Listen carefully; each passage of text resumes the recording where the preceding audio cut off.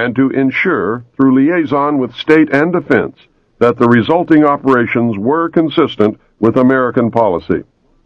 Later, NSC 10/1 and NSC 10/2 were to supersede NSC 4 and NSC 4 Alpha and expanded the covert abilities even further.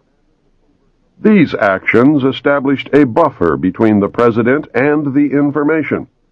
It was intended that this buffer serve as a means for the President to deny knowledge if leaks divulged the true state of affairs. This buffer was used in later years for the purpose of effectively isolating succeeding presidents from any knowledge of the alien presence other than what the secret government and the intelligence community wanted them to know. Secretary of Defense James Forrestal objected to the secrecy. He was a very idealistic and religious man. He believed that the public should be told. James Forrestal was also one of the first known abductees.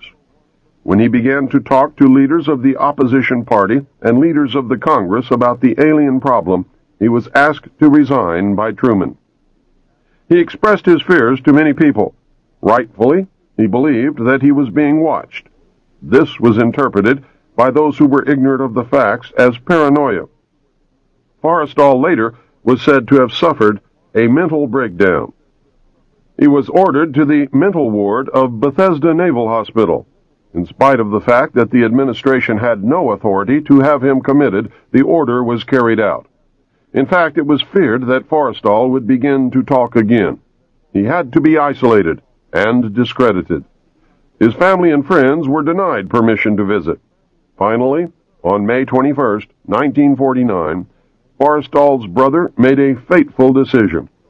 He notified authorities that he intended to remove James from Bethesda on May 22nd.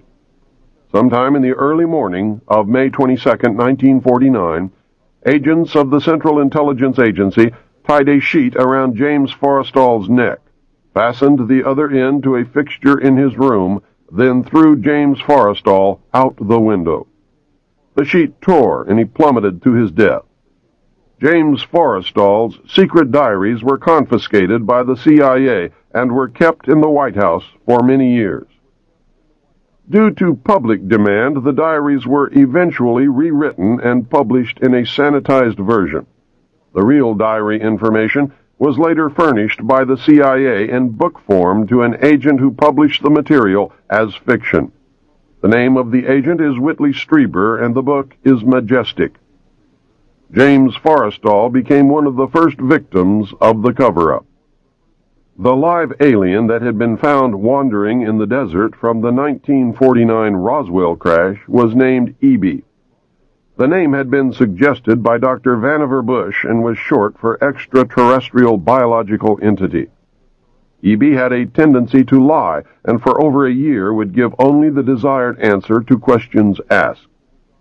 Those questions, which would have resulted in an undesirable answer, went unanswered.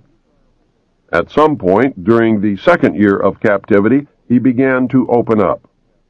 The information derived from EB was startling, to say the least.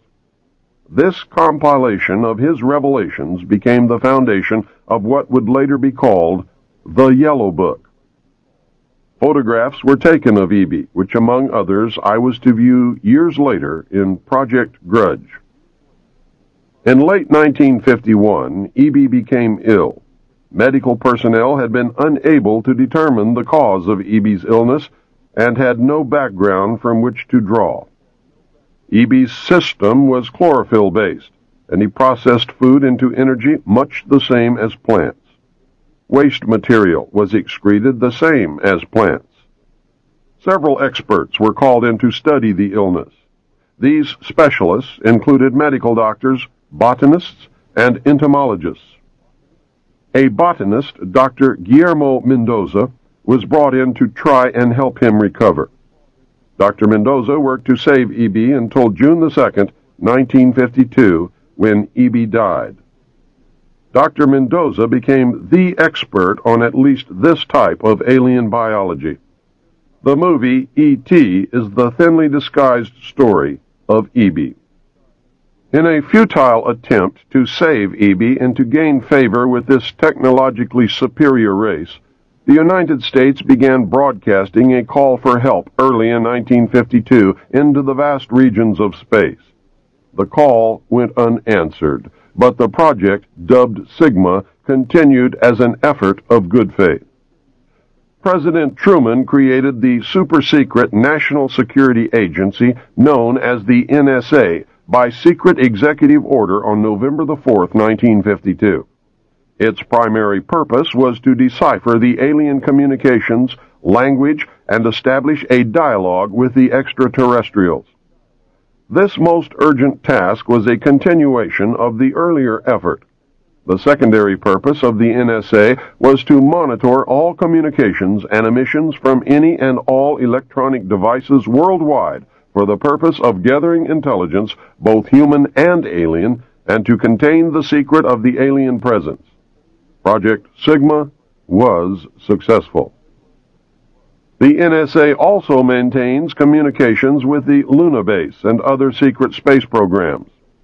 By executive order of the President, the NSA is exempt from all laws which do not specifically name the NSA in the text of the law as being subject to that law. That means that if the agency is not spelled out in the text of any and every law passed by the Congress, it is not subject to that or those laws. The NSA now performs many other duties, and in fact is the premier agency within the intelligence network. Today, the NSA receives approximately 75% of the monies allotted to the intelligence community. The old saying, "Where the money goes, therein the power resides," is true. The Director of Central Intelligence today is a figurehead maintained as a public ruse. The primary task of the NSA is still alien communications, but now includes other extraterrestrial projects as well. President Truman had been keeping our allies, including the Soviet Union, informed of the developing alien problem. This had been done in case the aliens turned out to be a threat to the human race. Plans were formulated to defend the Earth in case of invasion. Great difficulty was encountered in maintaining international secrecy. It was decided that an outside group was necessary to coordinate and control international efforts in order to hide the secret from the normal scrutiny of governments by the press. The result was the formation of a secret ruling body which became known as the Bilderberg Group. The group was formed and met for the first time in 1952. They were named after the first publicly known meeting place, the Bilderberg Hotel. That public meeting took place in 1954. They were nicknamed the Bilderbergers. The headquarters of this group is in The Hague. The Bilderbergers evolved into a secret world government that now controls everything. The United Nations was then, and is now, an international joke. Beginning in 1953, a new president occupied the White House. He was a man used to a structured staff organization with a chain of command. His method was to delegate authority and rule by committee. He made major decisions, but only when his advisors were unable to come to a consensus. His normal method was to read through or listen to several alternatives and then approve one.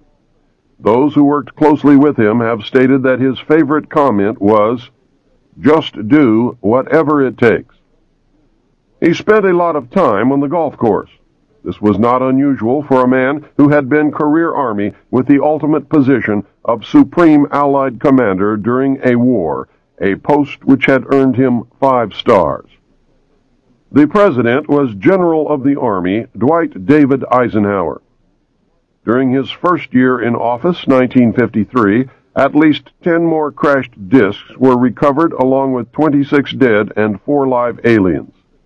Of the 10, 4 were found in Arizona, 2 in Texas, 1 in New Mexico, 1 in Louisiana, 1 in Montana, and 1 in South Africa. There were hundreds of sightings.